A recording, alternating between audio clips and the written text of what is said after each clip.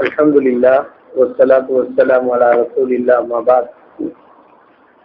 மேலான கண்ணியத்துக்குரிய அல்லாஹ்வுடைய நல்லடியார்களே, அல்லாஹ் சுப்ஹானஹு வ தஆலா குர்ஆன்ல குறிப்பிடுகின்றான், நீங்க எந்த இடத்துல தான் இருந்தாலும் உங்களை மௌத்து வந்து அடைந்து கொள்ளும்.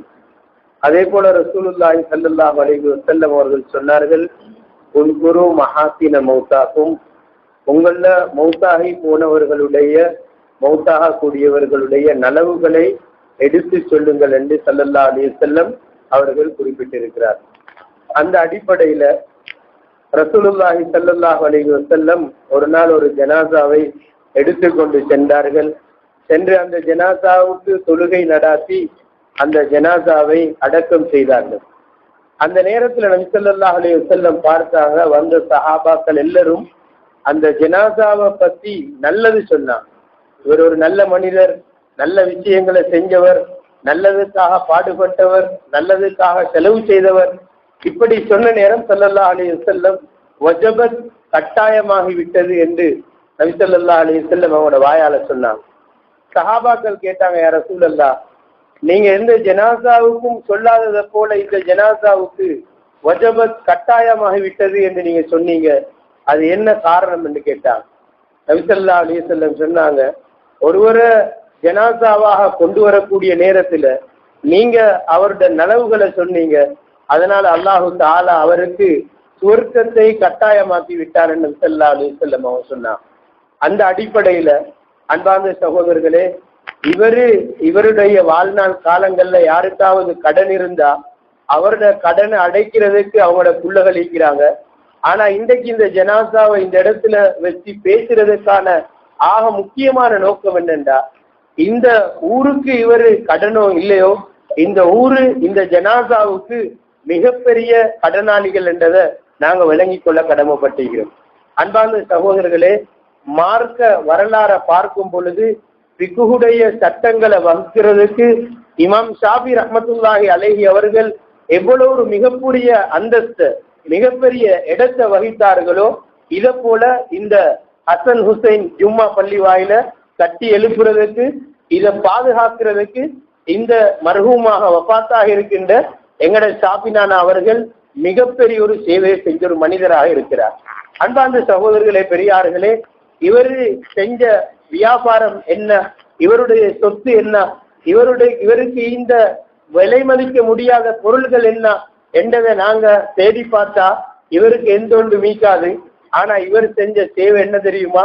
எங்கட பள்ளியில நீங்க பாருங்க, ஒரு மாசம் 1.5 மாசத்துக்கு இடையில நாங்க தேங்காய் பிச்சு பள்ளியுடைய வருமானத்துக்காக விற்போம்.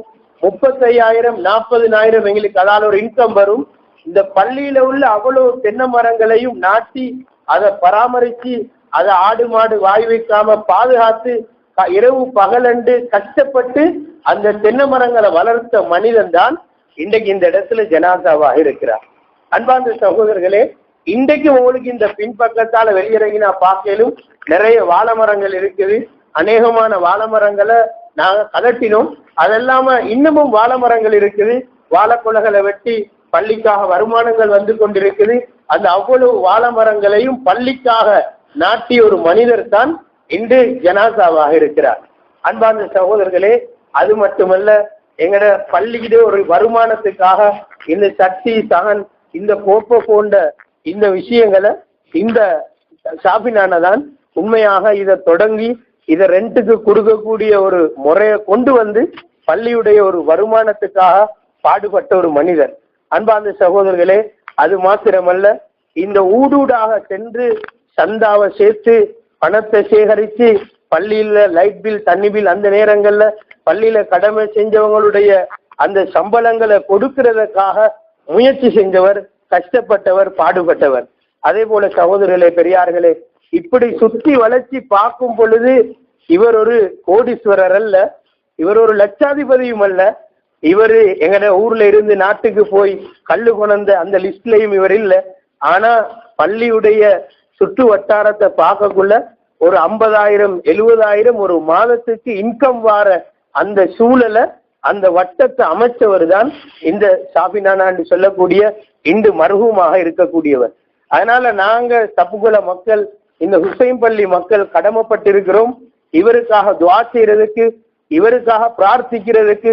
நாங்க ஒரு காலம் எங்கட கண்ணால கண்டோம், கந்திரிக்காக அல்லது திருமணத்துக்காக சட்டிகளை சகன்களை கொடுத்தா அது அப்படியே ஒரு மூலையில உட்கார்ந்து கொண்டு ஒரு புடவை துண்டால அதை துடைப்பார்.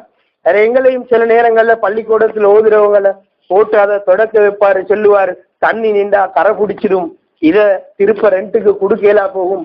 இப்படி கஷ்டப்பட்ட ஒரு மனிதர் தான் இவர். ஆனா தேடி பாருங்க, இவர் இந்த பள்ளியில தலைவரும் அல்ல, இவர் இந்த பள்ளியில செக்ரட்டரியும் அல்ல, இவர் இந்த பள்ளியில ட்ரெசரரும் அல்ல. எந்த விதமான பொசிஷனையும், எந்த விதமான தனத்துருவையும், எந்த பதவியையும் அவர் தாங்கி கொள்ளாம அழிக்க முடியாத மிகப்பெரிய ஒரு வரலாறை உருவாக்கின மனிதர் இந்த ஷாஃபி நானாவாக இருக்கிறார். நாங்க எங்க போனாலும் இந்த ஹுசைன் பள்ளியில கடமை செஞ்ச ஹதரத்மாரை சந்திச்சா உண்மையில எங்களுக்கு அவங்கள தெரியா, நாங்களும் 92ல பிறந்தவங்க. ஆனா அவங்கள சந்திச்சா அவங்க கேட்கிறது ஷாஃபி நானா ஹயாத்தோடு இருக்கிறாரா, ஷாஃபி நானா என்ன செய்யறாரு, உஜாராக இருக்கிறாரா என்று. இன்றைக்கும் இந்த பள்ளியில கடமை செஞ்ச உலமாக்கள் இந்த முன்வரியில இருக்கிறாங்க. ஏன் இந்த ஷாஃபி நானாவுடைய அந்த இறக்கம் அவர் பட்ட பாட்டுக்காக. பழையவங்க சொன்னாங்க, இந்த ஸ்லப்ப போடுறதுக்கு முன்னால கூரை இருக்கிற நேரம் மழை பெய்ஞ்சா தண்ணி வடியும், முழு பள்ளியிலையும் அவரு சகன்கள் அப்படி பரத்துவாரு, தண்ணி நிறைகிறதுக்காக அதை வீசுவாரு, திருப்ப அப்படி நலைகிற இடங்கள்ல தண்ணிகளை பரத்த அந்த சகன்களை பரப்பி வைப்பார். அதே போல இன்றைக்கும் இந்த பள்ளியில சாட்சி சொல்லக்கூடியவங்க இருக்கிறாங்க. அவரு எந்த அளவு கண்டா தஹஜ்ஜுதுல 4 மணி 3:30க்கு எழும்பி டொய்லெட்டை கழுவி எத்தனையோ தரக்க இந்த பள்ளியுடைய டொய்லெட்ல வலிகி கீழே விழுந்த சரித்திரங்களையும் எங்களால பார்க்க முடியும். சகோதரர்களே, அது மாத்திரமல்ல, இவரு இந்த பள்ளியுடைய எவ்வளவு இறக்கம்ண்டா, இவர் இந்த பள்ளியோட உள்ள தொடர்புடைய வெளிப்பாடுதான். சிலவங்க சொல்றாங்க, மூதாதையர்கள் எங்க ஊருள்ள மூத்தவங்க இந்த பள்ளி 100 வருஷம் தாண்டிக்குது என்று. நான் நினைக்கிறேன், தெரிஞ்சவங்க இருந்தா சொல்லுங்க, இந்த சப்புகொலையில காயிபான ஜனாசா அல்லாம ஒரு ஜனாசாவுண்ட கொண்டு வந்து வச்சு இந்த பள்ளியில நான் தொழுவிக்கப்படணும், இந்த பள்ளியில என்னுடைய ஜனாசா தொழுகை நடக்கணும் என்று முதலாக இந்த ஹசன் ஹுசைன் ஜும்மா பள்ளி வரலாற்றுல இந்த ஷாஃபி நானாவுடைய ஜனாசா மாத்திரம்தான் முதலாவதாக தொழுவிக்கப்படுகிறது. அந்த அளவுக்கு பள்ளியோட இறக்கம், பள்ளியோட பின்னி பிணைஞ்சி வாழ்ந்தவர் இவர். பள்ளியோடு இந்த தாள சகோதரர்களே, இவருடைய வீட்டுல இருந்து ஏதாச்சும் ஒன்று பள்ளிக்கு வந்திருக்கும், ஆனா பள்ளியிலிருந்து எந்த ஒன்றும் இவருடைய வீட்டுக்கு போகல. நாங்க ஓதுற காலம் பள்ளியில நோன்பு காலங்கள்ல நாங்க கியாமுல்லையில் சொல்லுவோம். ஹிஸ்புல மிஞ்சின அந்த குடிபானங்களை எங்களுக்கு கியாமுல்லையிலுக்காக தருவாரு. ஒரு நாள் இவரு தூங்கி கொண்டிருக்கிறார், எங்களை சந்தில எல்லாம் அடிச்சடிச்சுக்கிறார், நெலும்பாயிக்குது. நான் சொன்னேன், நீங்க பேனை போட்டுக்கொண்டு படுங்களே என்று. அப்ப அவர் என்ன பார்த்து சிரிச்சாரு, சிரிச்சுட்டு அப்படியே போட்டி கொண்டு படுத்தாரு. இவங்க பள்ளிக்குள்ள படுத்தாங்க. உள்ளகள் செல்றாங்க, எங்கட வாப்பா வீட்டுல ஈந்தத்தை விட பள்ளியில படுத்ததுதான் கூட, பள்ளியில இருந்ததுதான் கூட. ஆனா அதுக்காக பள்ளியை ஊடு மாதிரி பேனை போட்டு டொய்லெட்டை பாவிச்சு அந்த பொது சொத்துக்களை வீட்டுக்கு கொண்டு போயிட்டு இப்படி சூறையாடின ஒரு மனிதர் அல்ல இந்த மனிதர், சுத்தமான ஒரு மனிதர். அன்பார்ந்த சகோதரர்களே, நாங்க வருவோம். நாங்க ராத்திப்பு நடக்கும் வியாழக்கிழமை நாளையில நாங்க சின்ன வயதுல ராத்திப்புல இப்போம் சரியா எண்ணி எடுப்பாரு, எத்தனை பேர் என்று சரியா அதுக்கு ஏத்த மாதிரி ரொட்டியை உடைப்பாரு. பெரிய சிலவங்க 1-2 ரொட்டிய களவெடுத்து அவங்க ஒதுக்கி அவங்க சாப்பிட பார்ப்பாங்க, அவரோட ஃபைட் பண்ணுவாரு.